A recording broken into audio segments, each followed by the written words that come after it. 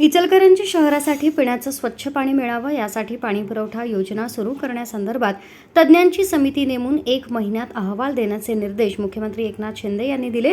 इचलकरंजी शहरासाठी सुळकुड उद्भव पाणीपुरवठा योजनेसंदर्भात आज विधान भवनात मुख्यमंत्री एकनाथ शिंदे यांच्या अध्यक्षतेखाली बैठक झाली। यावेळी कोल्हापूरचे पालकमंत्री हसन मुश्रीफ, गृहनिर्माण मंत्री अतुल सावे, खासदार संजय मंडलिक, खासदार धैर्यशील माने, आमदार प्रकाश आवाडे, आमदार सतेज पाटील, आमदार राजेंद्र पाटील यड्रावकर, आमदार प्रकाश आबिटकर, माजी खासदार राजू शेट्टी, माजी आमदार सुरेश हळवणकर, संजय घाटगे, जिल्हाधिकारी अमोल येडगे, इचलकरंजी महानगरपालिकेचे आयुक्त तथा प्रशासक ओमप्रकाश दिवटे, माजी नगराध्यक्ष अलका स्वामी यांच्यासह कृती समितीचे शिष्टमंडळ, जलसंपदा विभाग, महाराष्ट्र जीवन प्राधिकरण विभागाचे अधिकारी आदी उपस्थित होते।